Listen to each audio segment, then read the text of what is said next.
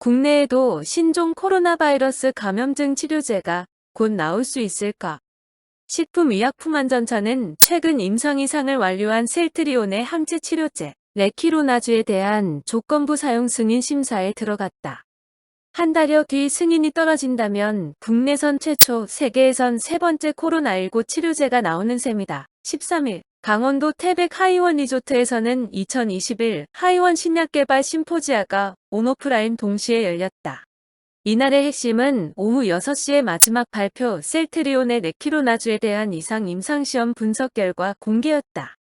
이번 임상시험의 연구 책임자 엄중식 가천대 의대 교수가 온라인으로 등장해 치료제의 효능을 설명했다. 감염내과 교수와 기획조정실장을 겸하고 있는 그의 집무실은 코로나19 중증 환자 10명이 누워있는 음압병동 옆에 있었다. 엄 교수는 국내에서 손꼽히는 감염내과 전문의다. 지난해 1월 코로나19 팬데믹이 시작한 이후로는 질병관리청의 위기관리대책위원회 위원으로 활동하고 있다. NH농협신한 우리하나기업, KB국민은행 등 6개 은행이 소상공인 2차 금융지원 프로그램 적용 최대 금리를 1%포인트 더 낮추기로 했다. 은행연합회는 해당 프로그램을 이용하는 모든 소상공인에게 18일 접수분부터 2%대의 낮은 금리가 적용될 예정이라고 14일 밝혔다. 정부가 지난달 29일 코로나19 피해 소상공인 추가 지원 대책을 내놓을 때 은행권도 소상공인 2차 금융지원 프로그램 적용금리를 기존 연 4.99%에서 3.99%로 1%포인트 낮춘 바 있다. 6개 은행은 여기에 추가로 1%포인트를 더 낮춰 2.44에서 2.99% 금리를 제공키로 했다. 은행연합회 관계자는 은행권의 연이은 금리 인하 조치는 코로나19 재확산으로 어려움을 겪는 소상공인의 고통 분담을 위한 사회적 책임 이행의 일환이라며 은행권은 앞으로도 소상공인이 어려운 시기를 헤쳐나갈 수 있도록 자금 지원을 강화해 나가겠다고 말했다. 코스피가 사상 처음으로 3,000포인트를 돌파한 가운데 공매도 재개일이 2달 앞으로 다가오면서 갑론을 박이 한창이다. 국내에선 주로 기관이나 외국인 투자자들이 이를 활용하는데 주가가 많이 하락할수록 이익이 커지는 구조이기 때문에 개인 투자자들은 공매도가 주가 하락을 부추긴다고 주장하고 있다. 공매도가 없어지면서 동학개미라 불리는 개인 투자자들이 국내 주식을 저가에 쓸어 남은 덕분이다.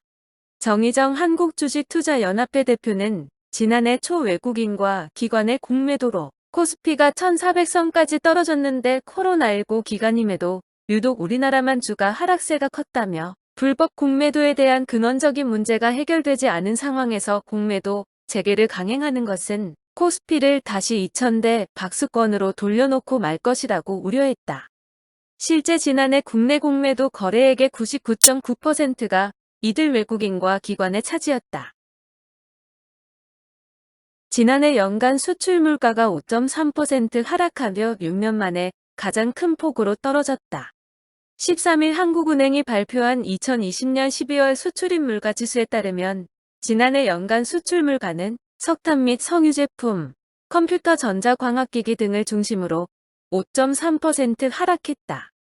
강환구하는 경제통계국 물가통계팀장은 지난해 코로나19 사태로 인한 글로벌 수요 부진 영향으로 국제유가가 33.4% 하락했다며 이 영향에다 글로벌 수요 부진 등이 겹치면서 수출입 물가가 모두 내렸다고 설명했다. 지난달인 지난해 12월 수출 물가는 원달러 환율이 하락하면서 전월 대비 0.1% 하락했다. 수출 물가는 전년동 월 대비로는 5.4% 하락했다.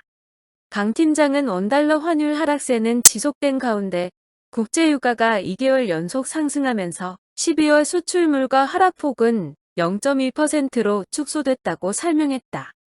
12월 수입 물가는 국제유가가 상승하면서 전월 대비 1.8% 올라 6개월 만에 상승 반전했다. 국세청은 15일부터 근로자가 연말정산을 위해 회사에 제출해야 하는 소득, 세액 공제증명 자료를 조회할 수 있는 연말정산 간소화 서비스를 개통한다고 13일 밝혔다. 간소화 서비스에서 조회되지 않는 자료는 근로자가 영수증 발급기관에서 증명서류를 직접 발급받아 제출해야 한다. 국세청은 공인인증서 제도 폐지에 맞춰 본인 인증수단을 다양화해 공동인증서 외 민간인증서로도 홈택스 접속이 가능해졌다. 참고로 실손의료보험금 수령액은 세액공제 대상 의료비를 지출한 연도에서 차감해야 한다. 의료비는 총급여액의 3%를 초과해서 지출한 경우에만 세액공제 가능하다. 총급여액이 5천만 원인 근로자라면 의료비 본인 부담 지출액이 150만 원 이하이면 의료비 영수증을 수집할 필요가 없다는 얘기다. 마찬가지로 신용카드 등은 총급여액의 25%를 초과해서 사용해야 소득공제가 가능하다.